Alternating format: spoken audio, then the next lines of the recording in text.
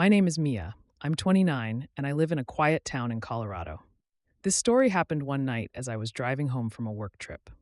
It was late, nearing 1 a.m., and the highway I was on stretched endlessly, isolated and silent.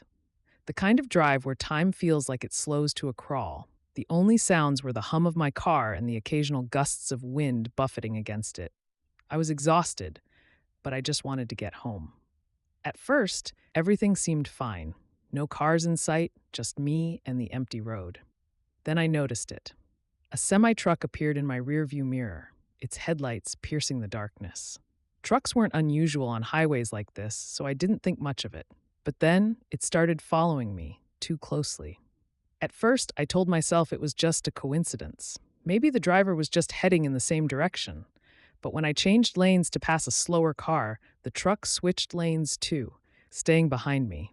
I slowed down, hoping it would go around me. It didn't. Instead, it maintained the same unsettling distance, no matter how fast or slow I went. That's when I started to feel it, the creeping dread. My palms were slick with sweat, and my heart raced as I kept checking the mirror.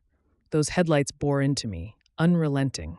The massive size of the truck only amplified my growing panic, making me feel cornered on that vast, empty highway. I decided to pull off at the next rest stop. Maybe if I stopped, the truck would pass me and I could catch my breath. But when I parked in a dimly lit corner of the lot, my relief turned to terror.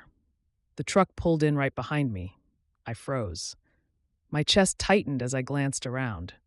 The lot was nearly empty, with only a few scattered cars, and no one seemed to notice or care about the situation unfolding.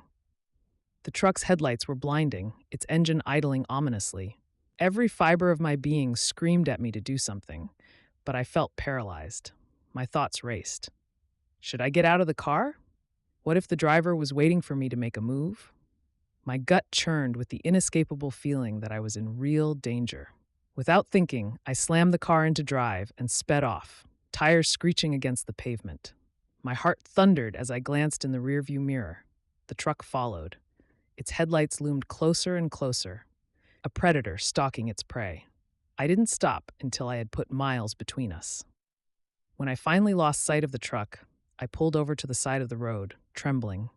My hands gripped the steering wheel so tightly that my knuckles turned white.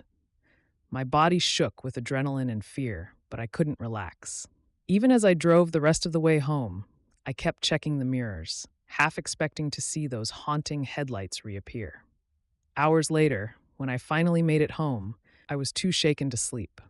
I turned on the TV to distract myself, but what I saw next made my blood run cold. A news report detailed a murder that had occurred at a rest stop near where I had pulled off. The victim was a woman, lured there by a semi-truck.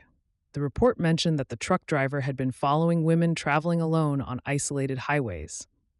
My stomach dropped as the pieces clicked into place. The truck that had followed me, the one that had unnerved me so much, was the same one responsible for the crime.